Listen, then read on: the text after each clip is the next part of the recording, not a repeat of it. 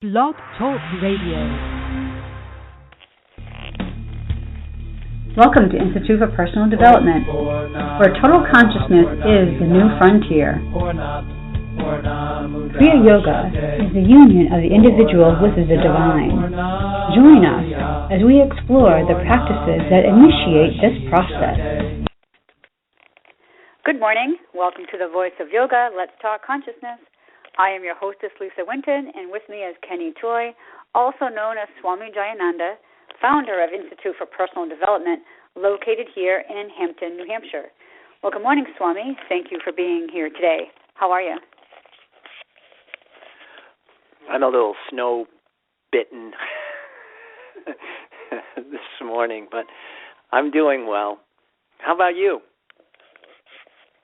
Yeah, I'm doing great, too. What a whopper of a snowstorm we had yesterday. But I hope everybody is well and warm and comfortable. And I want to thank the listeners for tuning in. Today on The Voice of Yoga, we will discuss the 31st week of the Kriya Yoga Spiritual Advance as a tribute to Paramahansa Yogananda, the person responsible for bringing Kriya Yoga to the United States in 1920. We did attend the movie Awake, the Life of Paramahansa Yogananda last week, and we will review the movie and compare the screenplay to the work that is now being done in Hampton, New Hampshire. We'll also discuss some of the differences between what was brought to the United States and what we Americans at Institute for Personal Development have done with this information. Much in the same way Henry Ford's automobile was enhanced by the Japanese, Kriya Yoga has been enriched with the revolutionary ideas and practices to make Kriya Yoga more experiential than intellectual. So, Swami, let's get started. What did you think about the movie? Oh, I like the movie. I really like the way that the movie presented Yogananda's life and how it followed his years and the work that he did. And it even portrayed some of the struggles that he underwent. You know, that it wasn't just smooth sailing all the way. Just get off the boat and hang out your shingle and here we go. That there were some trials and tribulations that he had to undergo. And the other thing I liked about the movie also was the commentary by the guest speakers and stuff. Kind of gave you some insight into what people have done with that information since he has brought it here. Yeah, I enjoyed the movie as well. And it was almost comforting to know, like you said, that he did have some struggles and he had some trying times and things like that. And then I associate that with some of the, advice and wisdom that you give us to kind of overcome those obstacles. So what in particular, what guest speaker did you find that was maybe more revealing? I don't know if I kind of categorized them or praised them as far as what was more revealing. But there was, just stuff that was said in the movie that I find to be really interesting, period. That, I don't know, let's say, for example, there was one speaker in there. I think his last name is Simon. I'm not sure what his first name was, but in the movie he makes the statement, we need nothing. And, of course, to me, I find that to be a really interesting statement. But I also think that, it's a string of words that can be interpreted, in an infinite number of different ways. And so just exactly, how we internalize that type of message, because that's one of the things I've always found is that you cannot separate your sense of perception from what it is that you're perceiving. So a lot of times everything is more of a projection than it is, a satori or an insight. That all it is, something resonates to something that we already believe or that we already think we understand. Because, for me, we need nothing, can be a very obscure statement. But it can also, be a very profound statement. Because to say, well, we need nothing, if you really cross-examine it and you analyzed it, we all have needs. We're all codependent. So to say you need nothing is kind of, it's kind of an arrogant statement because you're saying something that isn't true, isn't possible. But if you interpreted it, say, for example, the way that, we use the word, that we need nothing means that, it's more of a statement that this void or this nothing is our primary source of sustenance. And again, it's just a matter of how we interpret the words. Even say, for example, just the general theme of the movie itself. Paramahansa Yogananda, that, for a lot of people have a tendency to worship these people as opposed to, take them for face value and recognize that, they're bringing us some information and it's our responsibility to assimilate this information and apply it because it's instruction to do something. And instead, we have a tendency to venerate the messenger and not really employ the information. And I think that's one of the things that we really emphasize here. That Paramahansa Yogananda, he was, another person just like you or I. And we have a tendency to deify and somehow project onto these people, this desire for this supernatural capability, when in fact they're just people, and, we're hoping for them to be something much bigger than what they really are. And sometimes if the teacher themselves, if they get caught up in that, can be very debilitating. It's one of the things that the books, the text, really caution us against, because you really don't want to draw off your audience. Isn't that what we always say? In Kriya Yoga, the whole thing of having this relationship with this indivisible unified state, with this void or this nothing, gives you the benefit of internal support. Then your exchange of energy is different with the outside world. But these were some of the things that we pulled out of the information that Paramahansa Yogananda brought here, which, is why we really are grateful for the work that he did, as opposed to just sitting around and worshiping, the ground that he walked on, kind of a thing. I would imagine that being in his shoes and having all these people, as you say, worship him like that, I would imagine that puts a lot of pressure on a teacher, on a Swami, to always try to perform and give out these words of wisdom 24/7. Well, it's not so much pressure as it is this temptation that after a while you start to get caught up in it. That you get pulled into it, and then all of a sudden you start to almost believe that you have all of these powers, and it becomes a trap. So one of the things that you're constantly trying to do is again, not have people become dependent upon you by constantly turning over the responsibility to them. And to me, that's my understanding of how the teaching actually works the best, as opposed to, you becoming this inflated image that everybody else kind of goes to and projects all of these powers onto. Because that's the temptation.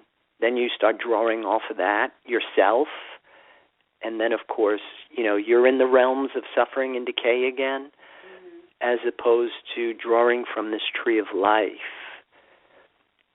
where your exchange of energy now is that you're just giving back. You don't take off.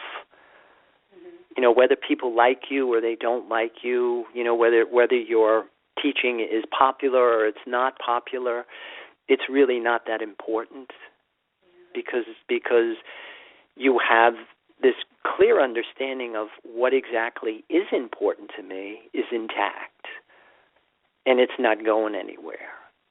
And the other thing is that it becomes your source of joy, so that you are constantly refreshing your environment.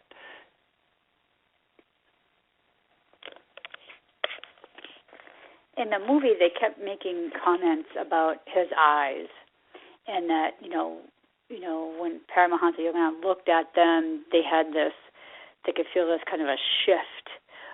What do you think about that? What was that all about? Well, again, it's a trap. It's really not something that you want to try and get caught up in.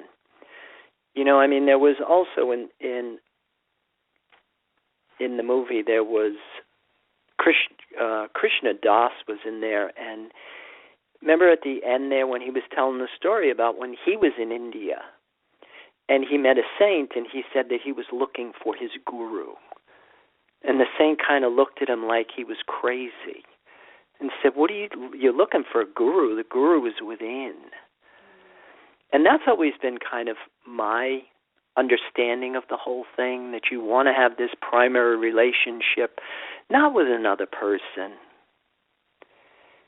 and that whole guru-disciple relationship that, and in fact, Paramahansa Yogananda does make a lot of reference to that in Autobiography of a Yogi. And I never really kind of bought into that kind of stuff. Again, I think it can be another trap.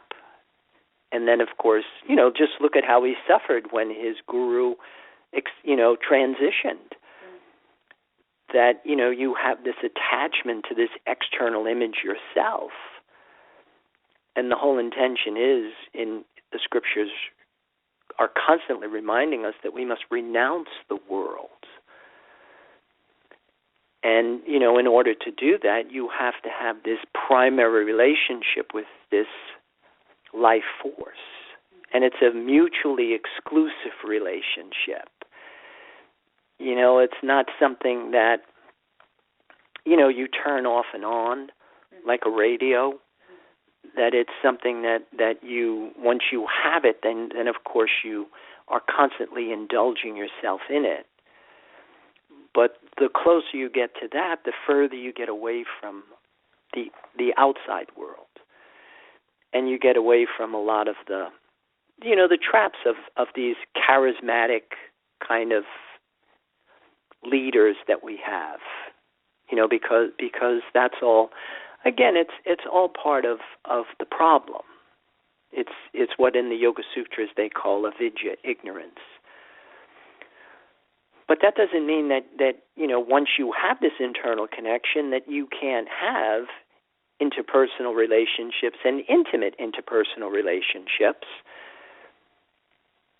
But the thing is that you don't want to mistaken intimate interpersonal relationships for this primary relationship with your divinity.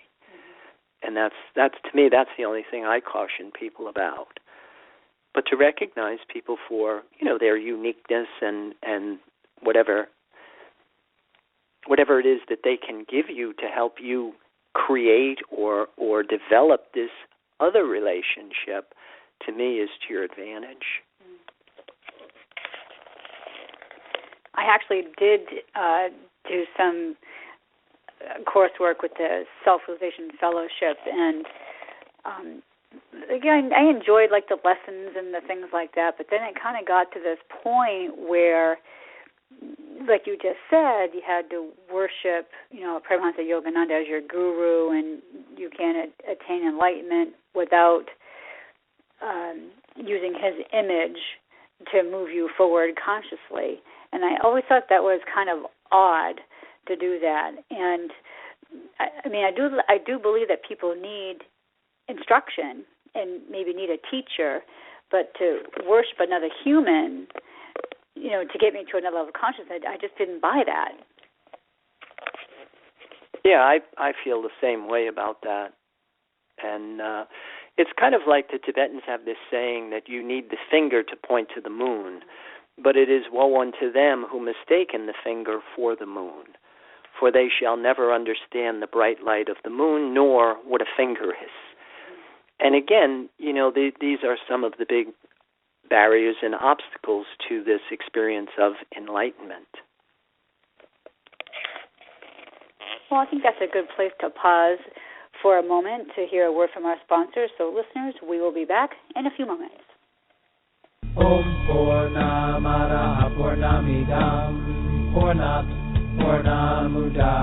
If you are looking for a samadhi-based experience, IPD Kriya Yoga has the goods. A complete yoga program that includes the practices and the process. Starting with the separation from mother, including the labors and tasks of the hero and the return as a whole person. Practice makes perfect only when practice is whole. Kriya Yoga is a path of action, knowledge, and devotion. Samadhi, or total consciousness, is experienced by knowing and doing with devotion. Call or click now and get started. 603-929-0303 or www.ipdtransform.com. Namaste.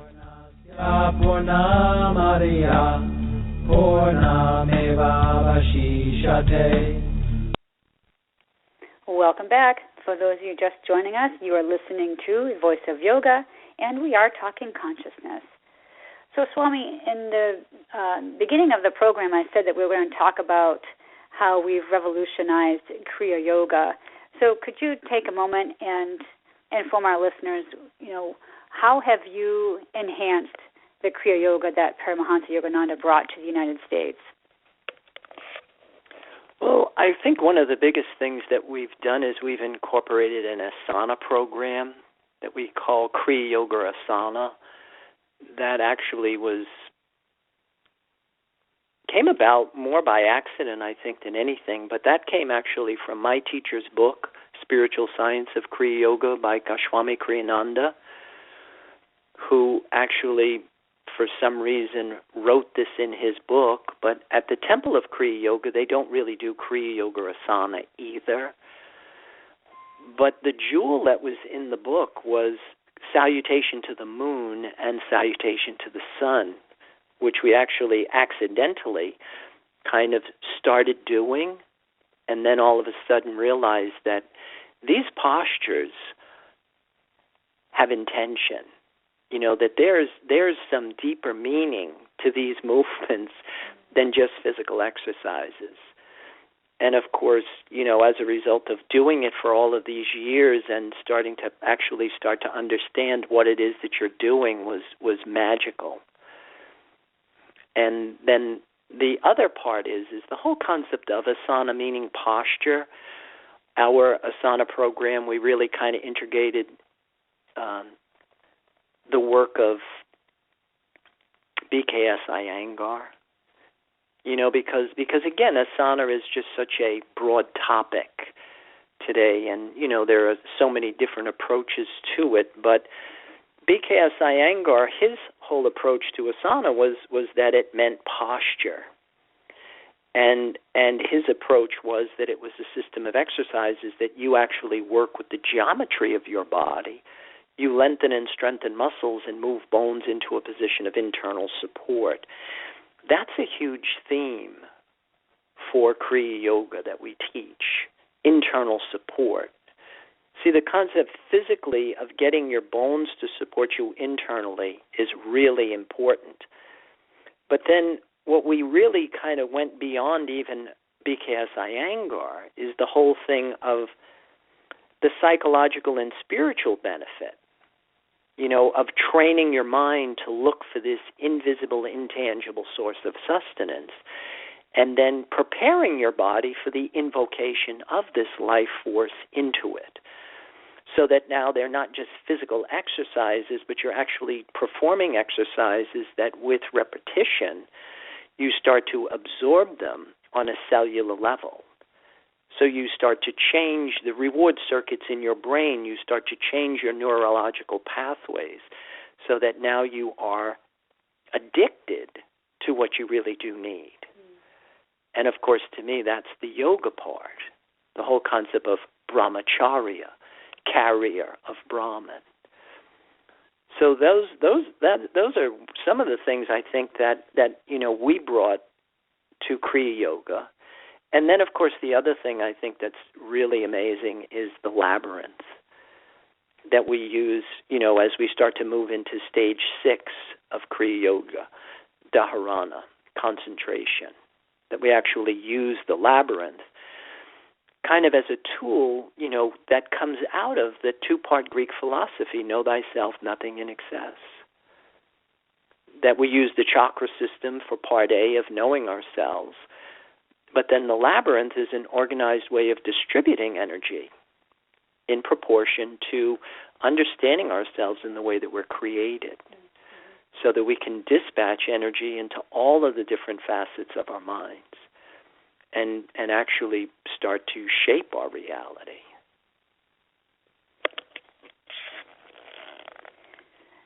I think one of the other things that you teach that maybe not other yoga teachers really get involved with, and that is purification. Can you tell us listeners about how you came across that and why that is important to your yoga practice? Oh, absolutely. Purification. Again, it's your first niyama, purification. And again, I came over it by accident because I was reading Jayananda's book, Spiritual Science of Kriya Yoga. And when I came to niyama, and it was purification, and I'm thinking, purification, I need to experiment with this. Because at that time, I had given up sugar. I don't know how long ago. But I ate all what I called the health junk food. I ate honey, I ate maple syrup, I ate agave nectar, I ate stevia, I ate all of that. All of those, what I call, again, health junk foods, that they're seemingly healthier than sugar, but they're still sugar, and they still produce a craving for themselves. And when I opened up the ashram back in 1994, I had started rereading Jayananda's book and thought, I really want to experiment with this. And so when I finally did give up all simple carbs and kind of conform to the yoga prescription of diet, that what we teach, your primary source of nourishment under the yoga umbrella is foods that get their nourishment from the sun. So fruits, vegetables, grains, seeds, nuts, and legumes are considered primary. And so I actually became a vegan that didn't use, any kind of refined sugars. And of course, we caution against caffeine, nicotine, alcohol, other substances that produce cravings and disturbances to the mind-body complex. But when I gave up all of those things, it took about a month for your body to acclimate to real food, and after a while, real food is just as satisfying as Twinkies and McDonald's and anything else, because it's all patterning. It's whatever your body expects. If it gets it, it's happy. And it was after 9 months that I actually took what I took a breath, because I begin every day with a pranayama or exercise, and the only way I know how to explain it is I took a breath and it went in. And that was when I was like, oh my God, this is what they're talking about. Put God first. Use what you need as the symbol to validate yourself. And it was from that moment, of course, that I really started to encourage people to purify themselves, because that's the physics of spirituality that we always talk about. Like attracts like. That you and two things can't occupy the same space at the same time. So if you are longing for a chocolate chip cookie, then of course you will not have attention for something that's invisible and intangible. But once you purify your body and you purge it of those unnecessary dependencies, then the hard work is internalizing this invisible, intangible source of sustenance as a new symbol for validation. But without purification, it's not possible.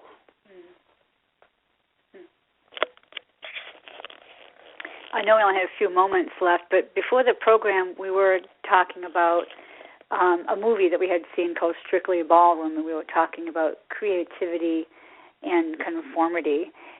Can you inform our listeners about your thoughts about those? Yeah, that was a really interesting movie, Strictly Ballroom, and the script and everything I thought was really good. And again, it's kind of like, it's not the only movie that's ever come out that had that kind of a theme to it, but the whole thing of not being limited by just structure and form, not just being dogmatic about a practice. And that's one of the things that I think is so important with, again, what we've done with Kriya Yoga. That we didn't just follow Paramahansa Yogananda to the letter. We understood that there are certain fundamentals to yoga, but then there's also room for creativity and imagination and your uniqueness that you want to be able to incorporate. And the whole concept of again, the integration between matter and mind, feeling and thought, is again, that's everything that we teach. That's why we do salutation to the moon and salutation to the sun. That that if you just follow something intellectually, dogmatically,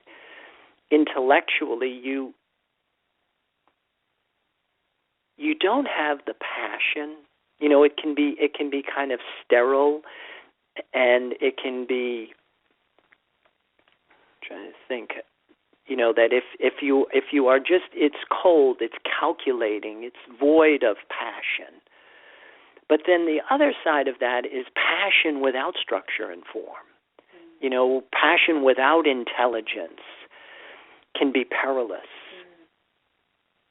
Because that's the loose cannon. That's emotionality without the benefit of values that are in accordance with universal order.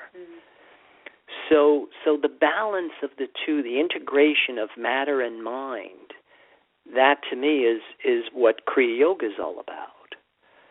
And so a big part of that is this connection to your creativity, your imagination, and also to employ the strategies that gives you the psychological organs so that you have the ability to make conscious choices, so that you have the ability to employ your psychological organs, your mental functions, perception, reason, memory, intuition. And then, of course, that's what produces this genius.